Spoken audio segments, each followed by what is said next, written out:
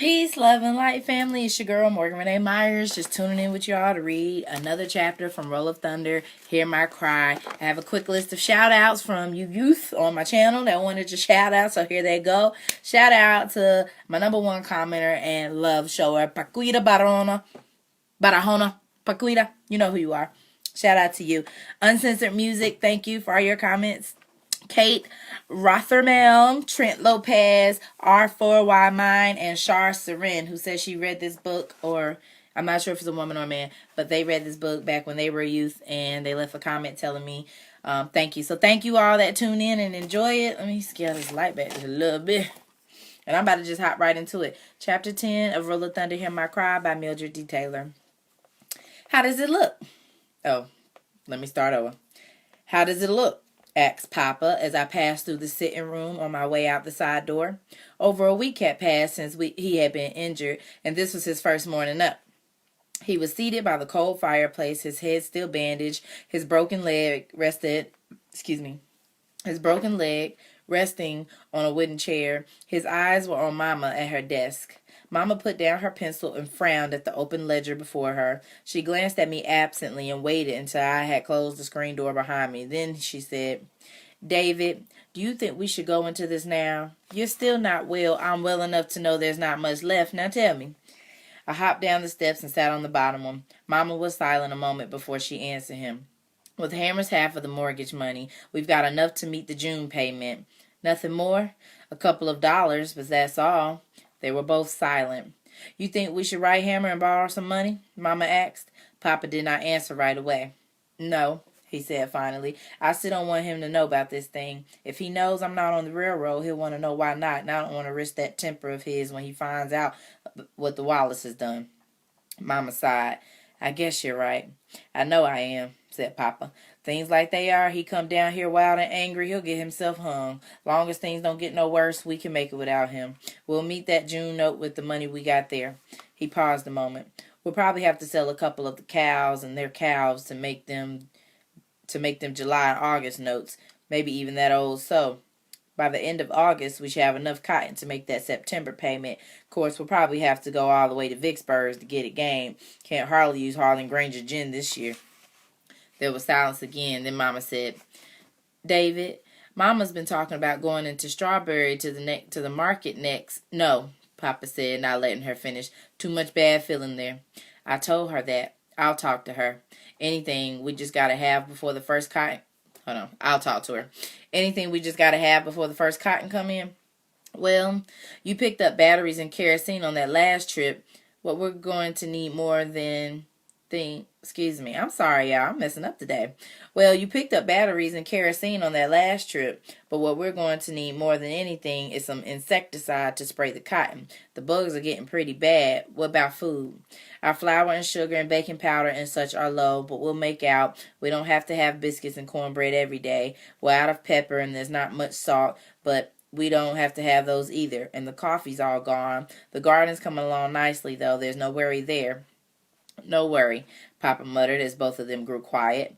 Then suddenly there was a sharp explosion as if something had been struck with an angry force. "If only this leg wasn't busted." "Don't let Stacy hear you saying that, David," Mama cautioned softly. "You know he blames himself about your leg." "I told the boy it wasn't his fault. He just wasn't strong enough to hold Jack." "I know that, but he still blames himself." Papa laughed strangely. "Ain't this something? Them Wallaces aim a gun at my head, and I get my leg broken. My boy's blaming himself for it. Why, I feel like taking a bullwhip to all three of them Wallaces and not stopping till my arm gets so tired I can't raise it one more time." "You're sounding like Hammer." "Am I? Well, a lot of times I feel like doing things Hammer's way. I think I get a powerful lot of satisfaction from whipping Caleb Wallace and them brothers of his. Hammer's way would get you killed, and you know it, so stop talking like that. Don't we already have enough to worry about? Besides, both Thurston and Dewberry Wallace are still laid up, so I hear. Some folks even say that Dewberry's back is broken. In any case, Mr. Morrison must have hurt them pretty bad. Where is he, by the way? I haven't seen him this morning." There was an instant silence before Mama answered. "Out looking for work again since dawn. He ain't gonna find nothing around here. I told him that." "I know," agreed Mama, "but he says he's got to try." "David," Mama stopped, and when she spoke again, her voice had grown faint, as if she hesitated to say what was on her mind. "David, don't you think he ought to go?" I don't want him to, but after what he did to the Wallaces, I'm afraid for him.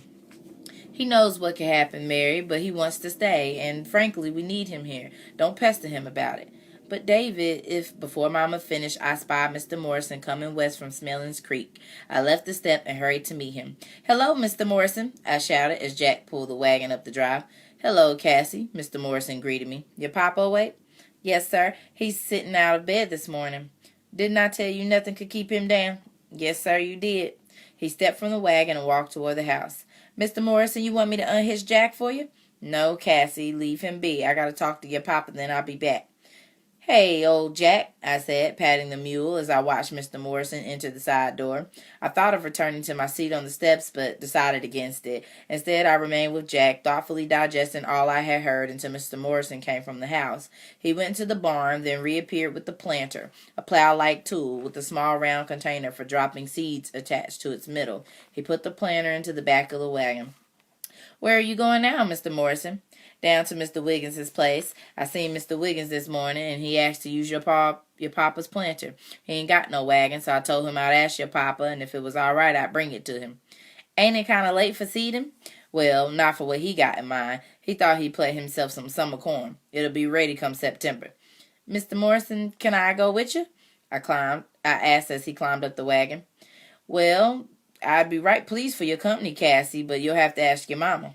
I ran back to the house. The boys were now in Mama and Papa's room, and when I asked if I could go up to Little Willie's with Mr. Morrison, Little Man and Christopher John, of course, wanted to go too. Mr. Morrison said it'd be all right, Mama. "Well, don't you get in his way. Stacy, you going?" Stacy sat across from Papa, looking despondently at the broken leg.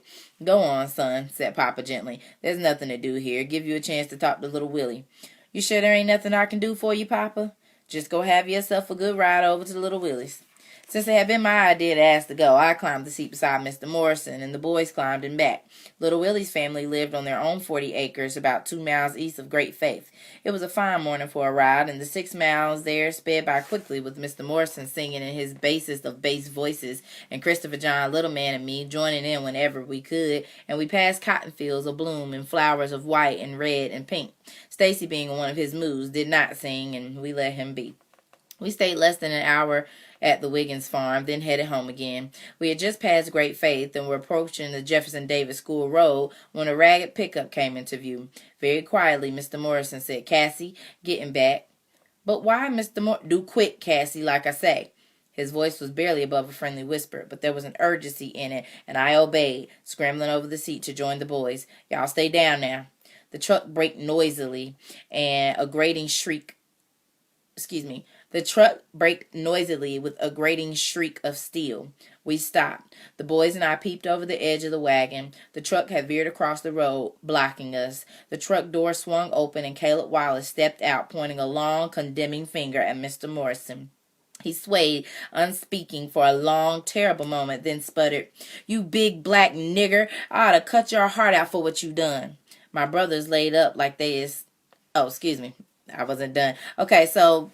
something when you're reading, when it's in quotation marks, that's when someone is speaking. So I shouldn't have stopped speaking as if they were speaking until I saw the end of the quotation marks, which I did not. So let me do that again. Caleb Wallace stepped out. This is the one who he beat up him and his brothers the other night in chapter 9.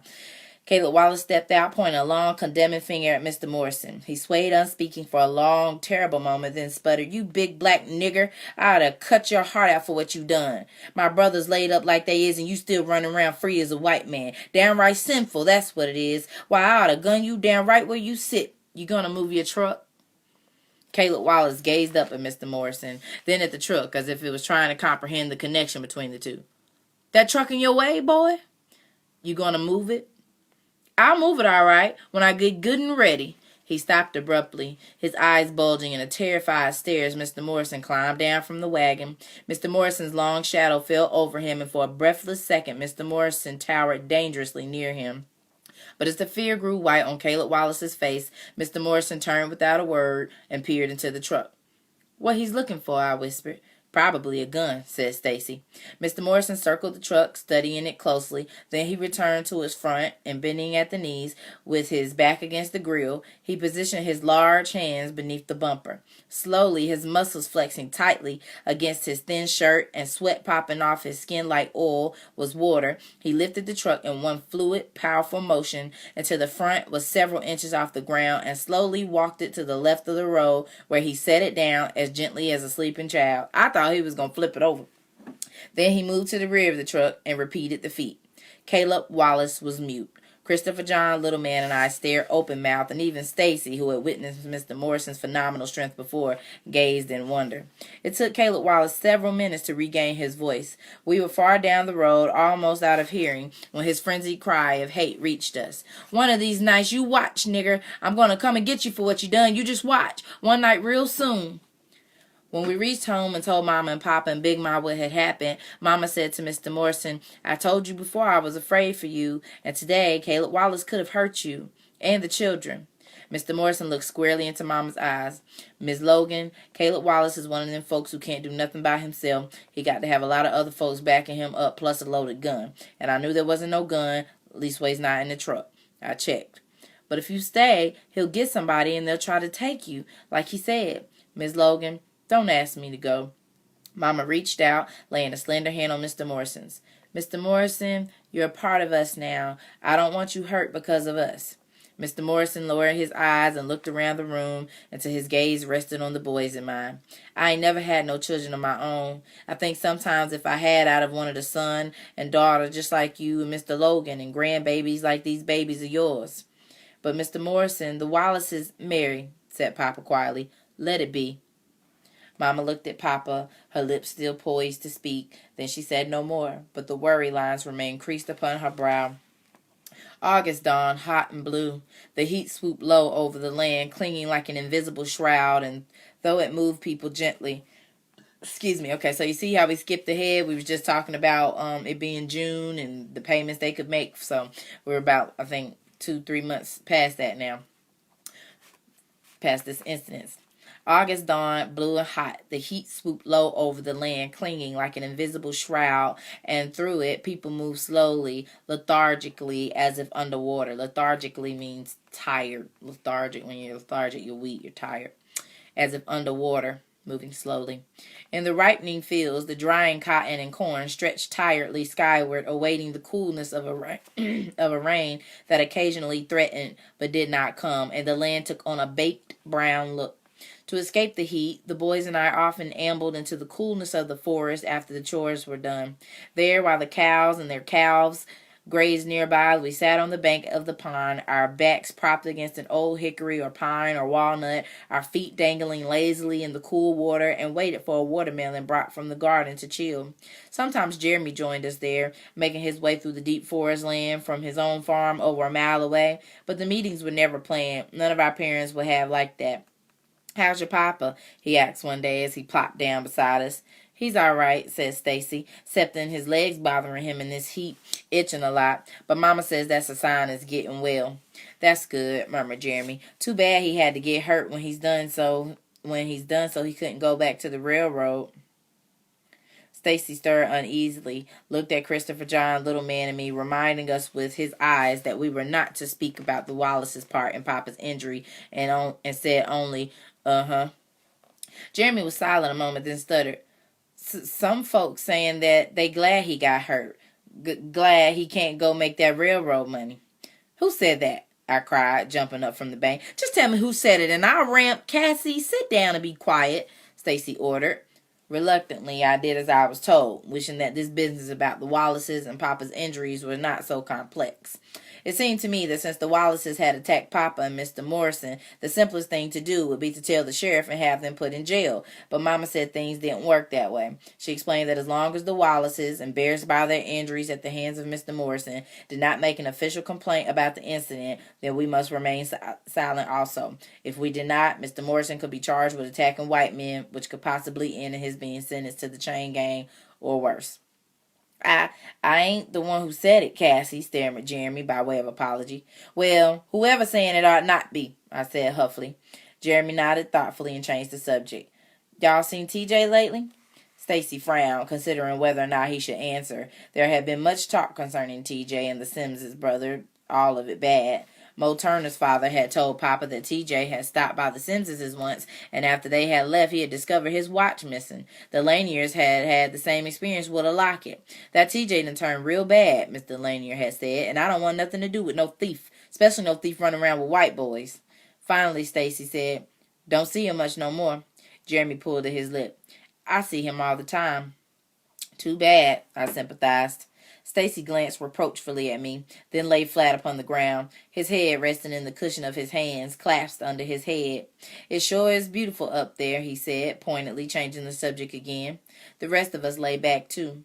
Overhead, the branches of the walnut and hickory trees met like long green fans sheltering us. Several feet away, the persistent sun made amber roads of shimmering sunlight upon the pond. A stillness hovered in the high air, soft, quiet, peaceful. "I think when I grow up, I'm going to build me a house and some trees and just live there all the time," said Jeremy. "How you going to do that?" asked Little Man. "Oh, I'll find me some real strong trees and just build. I figure I'll have the trunk of one tree in the bedroom and the other in the kitchen." "How come you want to live in a tree for?" Christopher John inquired. "It's so peaceful up there. And quiet.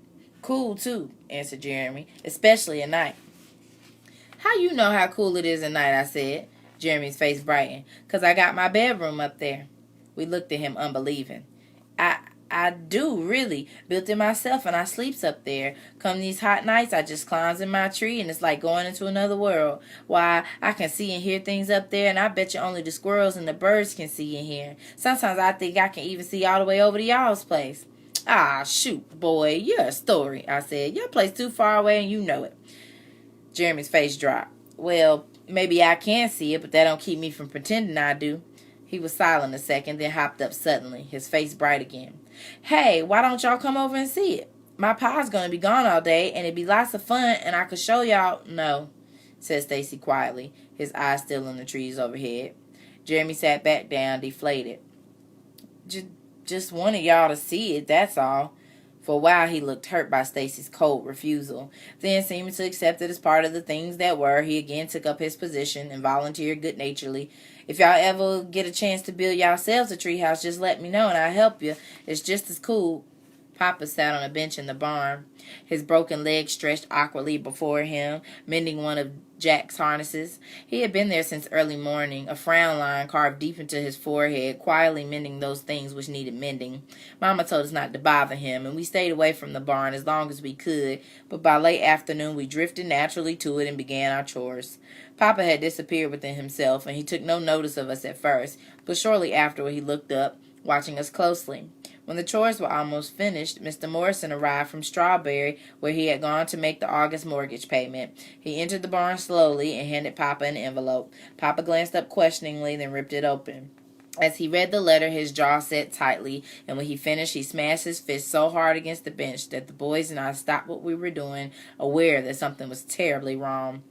I think from context clues, I can figure out what's about to happen. I feel like the bank is denying him the loan that they had given him, and so he won't be able to probably pay his mortgage and stuff, but let's see. "They tell you?" asked Mr. Morrison, his voice curt, angry. Mr. Morrison nodded. "I tried to get them to wait till after cotton picking, but they told me it was due and payable immediately. Them's they words." "Harlan Granger," said Papa quietly. He reached for his cane and...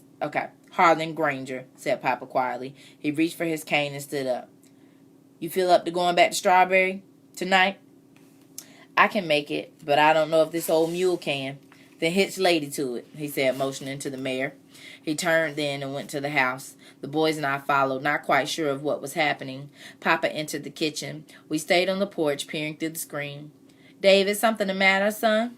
"The bank called up the note. I'm going to Strawberry." "Called up the note," echoed Big Ma. "Oh, Lord, not that too." Mama stared at Papa, fear in her eyes. "You going now?" "Now," he said, leaving the kitchen for their room. Mama's voice trailed him. "David, it's too late. The bank's closed by now. You can't see anyone until morning." We could not hear Papa's reply, but Mama's voice rose sharply. "You want to be out on that road again in the middle of the night after what happened? You want us worried to death about you?" "Mary, don't you understand? They're trying to take the land," Papa said, his voice rising too, so that we heard. Don't you understand I don't want you dead? We could hear nothing else. But a few minutes later, Papa came out and told Mr. Morrison to unhitch Lady. They would go to Strawberry in the morning. The next day, Papa and Mr. Morrison were gone before I arose. When they returned in the late afternoon, Papa sat wearily down at the kitchen table with Mr. Morrison beside him, rubbing his hand over his thick hair. He said, I called Hammer. What did you tell him? Mama asked. Just that the note's been called. He said he'd get up the money. How? He didn't say, and I didn't ask, just said he'd get it. And Mr. Higgins at the bank? David, said Big Mom. What'd he have to say? Said our credit's no good anymore. We aren't even hurting the Wallaces now, Mama said with acid anger. Harlan Granger's got no need. Baby, you know he's got a need, Papa said, pulling her to him. He's got a need to show us where we stand in the scheme of things. He's got a powerful need to do that. Besides, he still wants this place. But son, that mortgage gives us 4 more years, Papa cried dryly. Mama, you want me to take it to court? Big Mom sighed and placed her hand on Papa's. What if Hammy can't get the money? Papa did not look at her, but at Mr. Morrison instead. Don't worry, Mama. We ain't going to lose the land. Trust me. On the third Sunday of August, the annual revival began. For those that don't know, in the black church, revivals are big 3-day or more day church festivals where it's a whole lot of preaching, dancing, singing. Sometimes they have them in tents outside. Sometimes they in a church. Sometimes you church hop during the revival. But it's a long time at church. On the third Sunday of August, the annual revival began. Revivals were always very serious, yet gay and long planned for. Affairs which brought pots and pans from out-of-the-way shelves, mothball-packed dresses, and creased pans from hidden chests, and all the people from the community and the neighboring communities up the winding red road, school road to Great Faith Church. The revival ran for 7 days. See, told you. And it was an occasion everyone looked forward to, for it was more than just church services. It was the year's only planned social event disrupting the humdrum of everyday country life. Teenagers courted openly, adults met with relatives and friends they had not seen since the previous year's big meeting, and children ran almost free. As far as I was concerned, the best part of the revival was the very first day. After the first of three services was dismissed, the mass of humanity, which had squished its way into the sweltering interior of the small church, poured onto the school grounds, and the women proudly set out their dinners in the backs of wagons and on the long tables circling the church. This was a feast to remember. Brimming bowls of turnip greens and black-eyed peas with ham hocks, thick slices of last winter's sugar-cured ham, and strips of broiled ribs, crisply fried chicken, and morsels of golden squirrel and rabbit, flaky buttermilk biscuits and crusty cornbread, fat slabs of sweet potato pie, and butter pound cakes, and so much more were all for the taking. No matter how low the pantry supplies, each family always managed to contribute something, and as the churchgoers made the rounds from table to table, hard times were forgotten, at least for the day.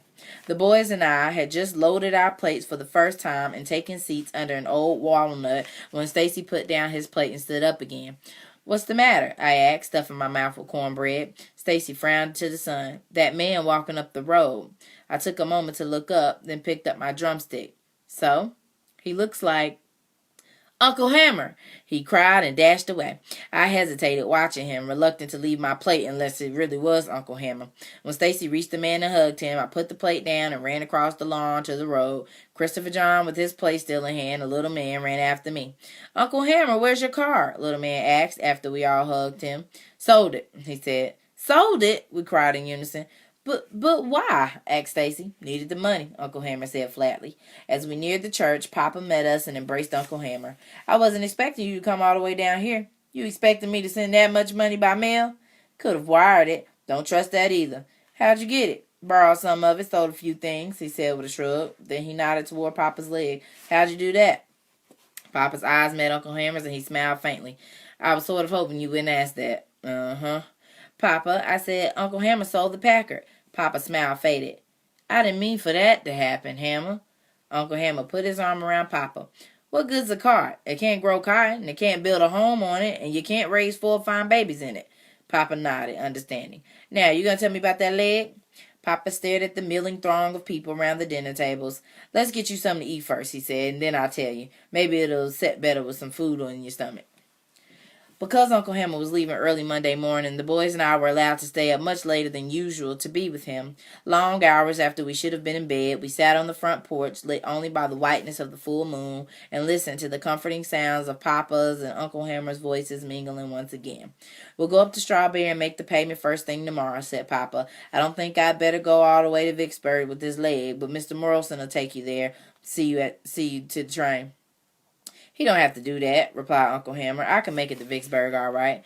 But I resist easier if I know you was on that train headed due north, not off getting yourself to do something foolish." Uncle Hammer grunted. There ain't a thing foolish to what I like to do to them Wallaces. Harlan Granger either." There was nothing to say to how he felt, and no one tried. "What you plan to do for money?" Uncle Hammer asked after a while. "The cotton looks good," said Papa. We do well on it. We'll make out all right." Uncle Hammer was quiet a moment before he observed, "Just tightening the belt some more, huh?" When Papa did not answer, Uncle Hammer said, "Maybe I better stay." "No," said Papa adamantly. "You better go. You do better in Chicago." "May do better, but I worry a lot." He paused, pulling at his ear. "Come through Strawberry with a fellow from up in Vicksburg. Things seem worse than usual up there. It gets hot like this and folks get dissatisfied with life. They start looking around for somebody to take it out on. I don't want it to be you." "I don't think it will be," said Papa, "unless you stay." In the morning, after the men had gone, Big Ma said to Mama, "I sure wish Hammer could have stayed longer." "It's better he went," said Mama. Big Ma nodded. "I know. Things like they is, it don't take but a little nothing to set things off, and Hammer with that temper he got could do it. Still," she murmured wistfully, "I sure wish he could have stayed." On the last night of the revival, the sky took on a strange yellowish cast. The air felt close, suffocating, and no wind stirred. "What do you think, David?" Mama asked as she and Papa stood on the front porch looking at the sky. "You think we should go?" Papa leaned against his cane. "It's going to storm. It's going to storm all right, but it may not come on till late over in the night." They decided we would go. Most other families had come for the same decision, for the church grounds were crowded with wagons when we arrived.